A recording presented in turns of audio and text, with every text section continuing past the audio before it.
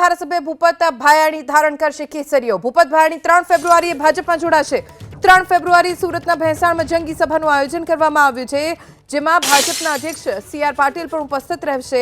ભૂપત ભાયાણી સાથે મોટી સંખ્યામાં તેમના સમર્થકો ભારતીય જનતા પાર્ટીમાં જોડાવાના છે। પૂર્વ ધારાસભ્ય ભૂપત ભાયાણી જેઓ ભારતીય જનતા પાર્ટીમાં જોડાશે, તેમણે રાજીનામું આપી દીધું છે ધારાસભ્ય પદેથી, પણ હવે 3 ફેબ્રુઆરીએ તેઓ ભાજપમાં જોડાવાના છે।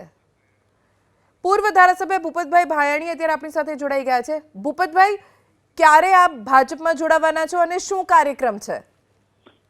હું 3 ફેબ્રુઆરીએ ભારતીય જનતા પાર્ટીમાં જોડાવાનો છું અને મારા વતનનું ગામ, મારો મત વિસ્તાર ભેસાણ ગામે સભા રાખી અને અમારા પ્રદેશ અધ્યક્ષ શ્રી સી.આર. પાટીલ સાહેબના હસ્તે હું મારા સમર્થકો સાથે ભારતીય જનતા પાર્ટીમાં જોડાવાનો છું।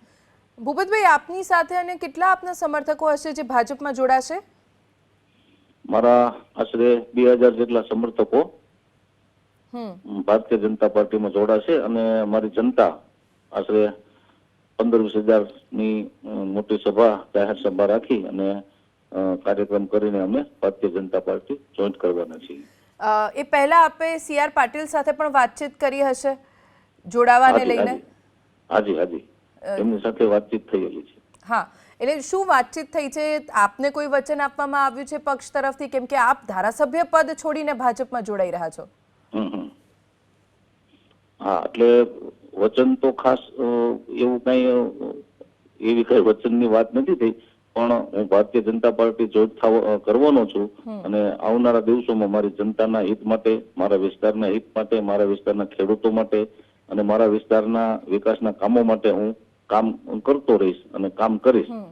નહીં, મેં આ સવાલ એટલા માટે પૂછ્યો ભૂપતભાઈ, કેમ કે એ જાણવું છે કે હવે પાછી પેટા ચૂંટણી થશે લોકસભા ચૂંટણીની સાથે, તો આપને ટિકિટ મળવાની છે કે નહીં? કંઈક તો વાત થઈ હશે, અને જો ટિકિટ નહીં મળે તો અફસોસ નહીં થાય તમને?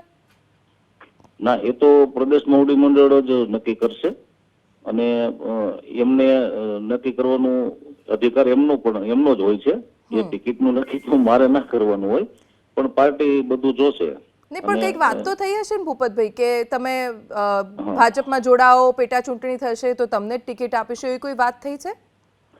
એવી વાત અત્યારથી ન થઈ શકે।